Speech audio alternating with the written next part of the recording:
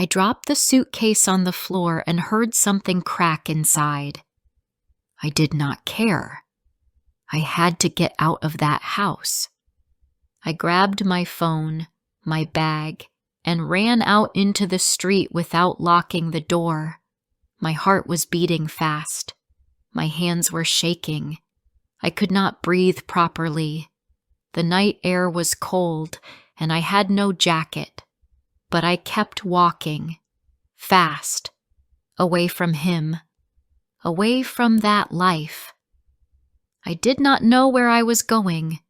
I only knew I could not stay there another minute. His name was Max, and I married him 6 weeks after our first date. We met at a car repair shop. My engine had died in the middle of the highway.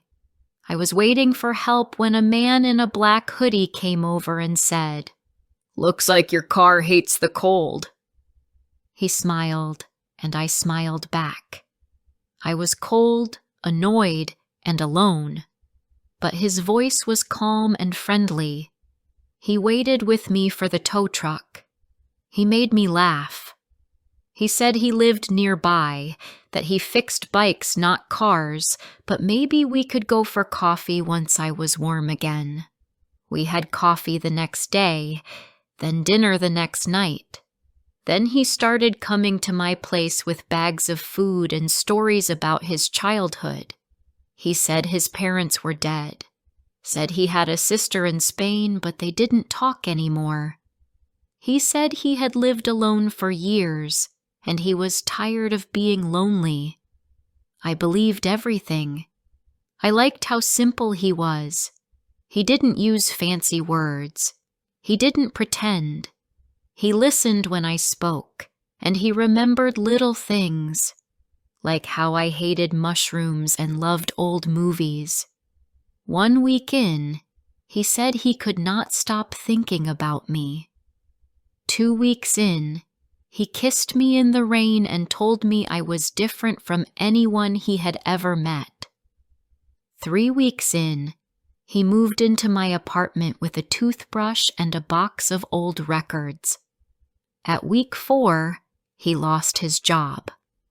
I told him it was fine, that he could take some time to figure things out. I covered the rent and food that month. At week 5, he bought me a ring. Not from a shop. He said it was his mother's, the only thing he had from her. He slid it onto my finger while we were sitting on the kitchen floor, eating burnt toast. He said, "Let's stop wasting time. Let's get married." I laughed. Then I said yes. We got married in a quiet office building on a Wednesday afternoon. No family, no friends. I wore a white blouse and jeans. He wore that same black hoodie. After the paper was signed, we walked home in silence. I thought it was strange that he did not smile much, but I told myself he was just tired. The first night as husband and wife, he slept on the couch, said his back hurt. I did not ask questions. By the end of the first week, I started noticing things, little things. He never took off that hoodie. He would not let me wash it. He locked his phone. He went out at night and never explained where. He said I was imagining things, that I should trust him, that I was being difficult. Before we continue, I would love to know, where are you listening from? Which city, which country? Share it in the comments. And if you are enjoying this story, please subscribe to hear more every week. I told myself to be patient, but patience turned into fear. He started raising his voice when I asked simple questions. He punched the wall once. Not me, never me, but the sound stayed with me all night. He apologized, said it was stress, promised he would never do it again. Then he asked me for money. It started with a small amount. Something for his friend, he said. Then more. Then he took my credit card. I told him no, finally, one night after I came home late from work and found my laptop gone. He said he needed it to sell online, that he would give it back. He didn't. So tonight, I packed my things. I told him I was going to visit a friend.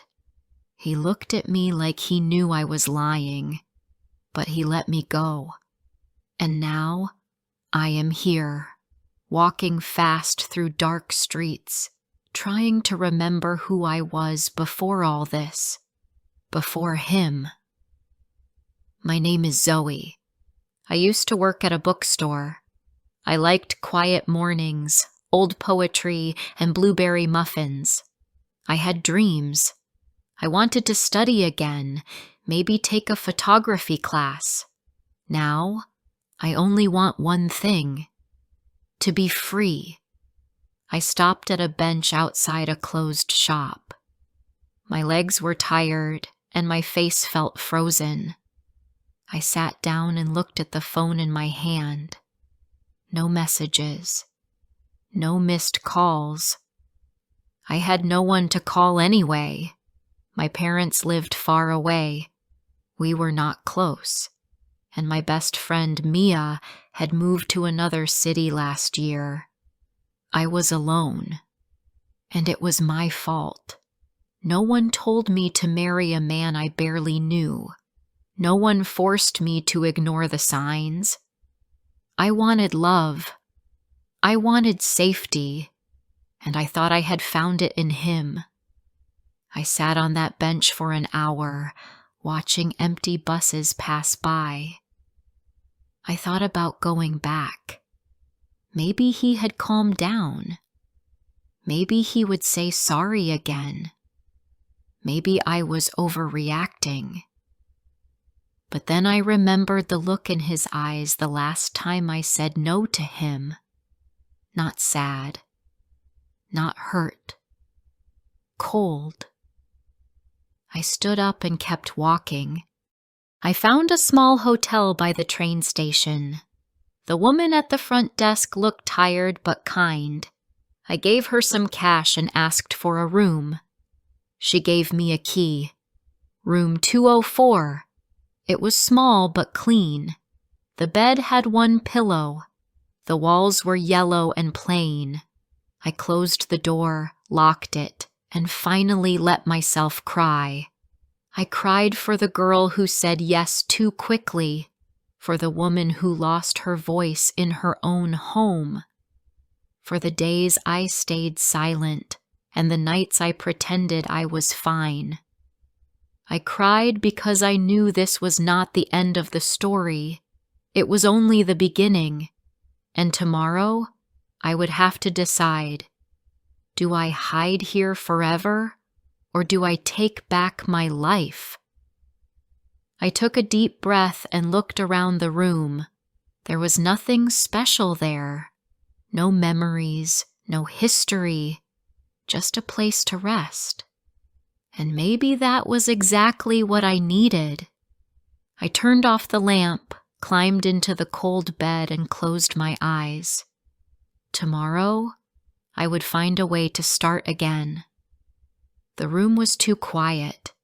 I could hear the buzz of a streetlight outside and the soft hum of the heater. I stared at the ceiling. I did not feel safe yet. I did not feel strong. But I had moved. That had to mean something. I opened my bag and took out my wallet. Inside it was a small photo. It was me and Mia at a picnic 2 summers ago. She had orange sunglasses and I had grass in my hair. We looked happy. I remembered how much we laughed that day. We were free then. No men, no promises, no heavy rings on our fingers. I ran my thumb across the edge of the picture and smiled a little. Then I picked up my phone and typed her name. "Hey, are you still in Brighton?" I left Max. I did not expect her to reply right away. It was late, but I felt lighter after sending it, like I was no longer completely alone. Then I pulled the blanket over myself and lay back down. One small step, one quiet night, and maybe tomorrow a little more light would come through the window. I woke up before the sun. The room was quiet and cold. My back ached from the thin mattress, and my face felt heavy from crying.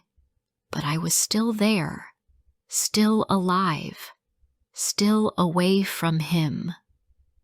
For a long time, I stared at the ceiling. I did not move. I needed to let the silence hold me for a moment. There were no footsteps outside the door, no deep voice calling my name, no sudden anger filling the space. The air was light, still, safe. Eventually, I sat up. My clothes were wrinkled and my hair was a mess. I looked in the mirror and barely recognized the woman staring back. Her eyes were tired, but there was something new in them. Maybe it was strength, or maybe it was simply the absence of fear. I cleaned up slowly. I folded my few clothes, brushed my hair, and packed my things. It did not take long. I had left almost everything behind. Downstairs, the woman at the front desk did not ask any questions. I thanked her with a quiet nod and stepped outside. The morning was gray and wet, the kind of morning where everything feels heavy, but I welcomed the chill. It reminded me I was free. I walked to the train station with no real plan. My phone buzzed once, a message from Mia. She was still living in Brighton and told me to come. She did not ask why. She simply said her door was open. That was all I needed. I bought a ticket and found a seat by the window. The train was half empty, and I was glad. I watched the city disappear slowly, replaced by fields and trees. The movement of the train calmed me. Each mile felt like a piece of my old life falling away. During the ride, I thought about the last 6 weeks. I tried to remember how I had changed so quickly, how I had allowed someone to take control of my life. I used to think I was smart, careful. I never thought I would be the kind of woman who gave up her voice for a man, but it happened. One small choice at a time. It started with saying yes when I had doubts. Then came the silence, the small lies, the fear of starting an argument. I thought I was keeping the peace. I thought I was being kind, but I was disappearing. Arriving in Brighton felt like stepping into a memory. I had visited Mia here 2 years before. Back then, I was full of energy and dreams. We had walked by the sea, laughed about strangers, shared stories under blankets. That version of me felt distant now, but being here made me hope she still existed. Mia met me outside the station, her arms wrapped around me before I could even speak. She held me tight, and for a moment, I let myself rest in that embrace. She did not ask questions. She only led me to her small flat and showed me where I could sleep. That evening, I sat on her couch drinking tea, wrapped in a soft blanket. The quiet hum of the radio filled the room. Mia moved around the kitchen, giving me space. I was thankful for that. I was not ready to talk. The first few days passed slowly. I stayed inside, ate small meals, and slept often. My body felt heavy, like it was trying to recover from a long illness. Some nights I woke up with my heart racing, unsure where I was. But then I would see the soft yellow light in the hallway and remember I was safe. After a week, I started going outside. I walked along the sea early in the morning when the town was still quiet. The wind was sharp and the waves were loud. I liked the sound. It helped quiet my mind.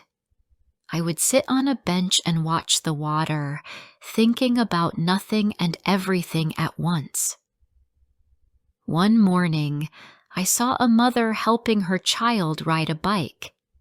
The boy was laughing, and she ran beside him with her arms out, ready to catch him. I smiled, and it surprised me. It was a real smile. A quiet one, but real. I began writing again. At first, it was only a few lines in a notebook. Memories, thoughts, feelings I could not say aloud. Then I wrote longer pages, not for anyone else, just for me. I did not try to be perfect. I only wanted to understand myself again. Mia gave me space to heal. She worked during the day, and we shared quiet dinners in the evening. We did not talk much about Max. She only reminded me that I was not weak, that leaving was the hardest and bravest thing I could have done. After 2 weeks, I applied for a job at a local library. It was small, peaceful, and reminded me of the bookstore I once loved. When they offered me a part-time position, I said yes with a quiet kind of joy. It was not much, but it was mine. The first day at the library, I wore a blue shirt and soft shoes. I organized shelves, helped a few customers, and drank tea in the back room. At the end of the day, I felt tired but good, like I had done something that mattered. Some nights, the memories returned.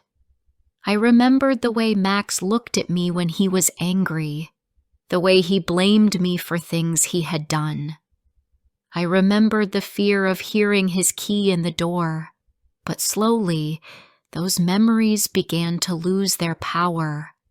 They became quieter, like echoes in another room. I never told Max where I went. I blocked his number, deleted old photos, and burned the letter he once gave me. I did not need to explain my absence. I had given him too many explanations already. Now, I owed myself silence, peace, distance. It took time, but I began to feel like myself again. Not exactly the same, but someone new, someone stronger. I learned to enjoy small things, the smell of coffee, the sound of rain, the weight of a good book in my hands. These were the things that made me feel real. One evening, as I walked home from the library, I saw the sun setting over the sea. The sky was full of soft colors, orange, pink, blue. I stood there for a long time watching, and in that moment, I felt calm, not happy, not sad, just calm. It was enough. I knew the journey was not over. Healing does not follow a straight line. Some days would be harder than others, but I had taken the first step. I had left. I had chosen myself. And that choice, more than anything, changed everything. It had been almost 3 months since I left. The flat in Brighton no longer felt like a shelter. It felt like a home. The couch where I first cried now held books, blankets, and the quiet rhythm of daily life. Mia's apartment was still small, but it no longer felt temporary. I had made it mine in small ways. A mug I always used, a spot on the windowsill where I kept a plant, and a drawer with my favorite tea. I had not spoken to Max since the night I walked out. I did not need to. The silence between us was the only answer I ever wanted. In that silence, I built something new. The job at the library had become more than work. It gave me structure, and it gave me a reason to leave the house. I found comfort in the quiet moments. Sorting books, helping children choose stories, and watching people lose themselves in the pages. It reminded me that everyone has a story, and mine was still being written. Outside of work, I kept walking by the sea. It became a kind of ritual, mornings before work or evenings after dinner. I watched the waves crash against the rocks, the clouds moving fast above the water. Some days the sea was calm. Other days it roared. I liked both. They reminded me that change was natural, that feelings could be loud or soft, but they always passed. One afternoon, I found an old notebook in the back of the library. Its cover was torn, and most of the pages were blank. I took it home and began writing again. Not about Max, but about myself. About the girl I was before him, the woman I was becoming, and the spaces in between.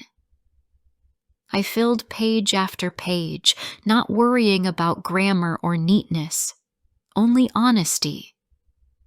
Writing helped me see things more clearly. I had always thought love meant giving everything, being loyal no matter what, staying even when it hurt. But now I understood that real love does not ask you to disappear. It does not ask you to shrink or be silent. It holds you without harm. It lets you breathe. I also learned that shame fades when you speak. One weekend, Mia and I sat on the floor drinking tea, and I told her the whole story, not the short version, the real one. She did not look away. She did not try to fix it. She listened, and in her listening, I felt heard in a way I had never felt before. After that, I began speaking to others, slowly, carefully. I joined a small support group for women who had left difficult relationships. At first, I only listened. Their stories were different from mine, but the feelings were the same. Fear, guilt, hope. Then, one evening, I spoke. My voice shook at first, but I kept going. I told them I had married a man I did not know. I told them I ignored the warnings. I told them I left. And I told them I was still afraid sometimes. But I was free. They did not judge me. They nodded, and in their eyes, I saw understanding. I saw reflection. I saw courage. Healing came in layers. There were still days when I remembered the sound of Max's voice. Still moments when I felt his shadow in a quiet room. But those memories lost their weight over time. They became part of the background, like old pictures I no longer needed to frame. One evening, I stood in front of the mirror again. The same woman looked back, but she was different now. Her face was softer, but her eyes were clearer.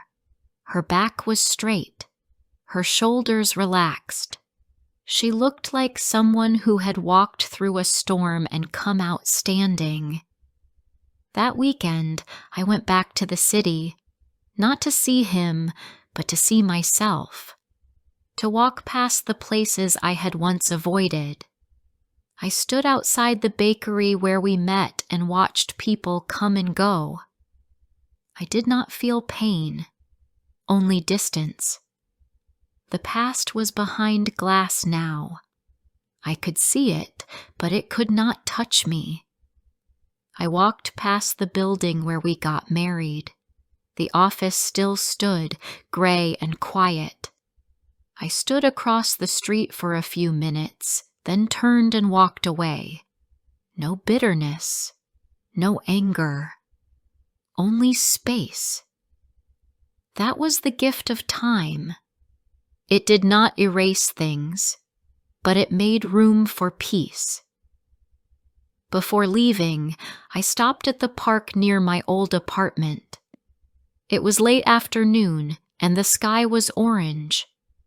I sat on a bench, breathing in the air, listening to the sound of people talking, dogs barking, children laughing. Life went on, and I was part of it again. When I returned to Brighton, I felt lighter. The trip was not easy, but it reminded me how far I had come. I had been a woman who ran out into the night with a shaking heart. Now, I was a woman who returned by choice, with steady steps. I began thinking about the future again, not in big ways, but small ones. I started a photography class at the community center. I read more. I spent more time with people who made me feel safe. I learned how to be alone without feeling lonely. I stopped apologizing for needing space. And then, one morning, I found myself laughing. A full laugh. One that came from my chest, not my mask. It was because of a silly joke Mia made over breakfast, but it stayed with me all day. That laugh felt like proof that I was still here, that joy had not forgotten me. Sometimes, I wonder what I would say to the woman I was on that night with the suitcase. I think I would tell her this: you are not stupid. You are not weak.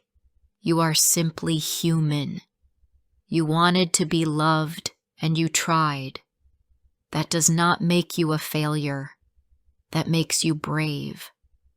I would tell her to keep going, that healing is slow and quiet, and not always pretty, but it is worth it. And I would tell her she will smile again, not because everything is perfect, but because she finally chose herself.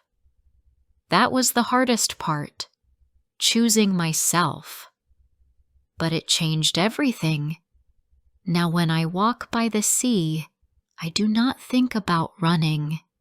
I think about staying, about roots, about the life I am building, one small piece at a time. I still wear the blue ring he gave me, not on my finger, but on a string around my neck. It is a reminder, not of love, but of learning, of all the things I survived, because I did survive, and now I am living. If you are learning English and enjoy emotional, true style stories like this, please subscribe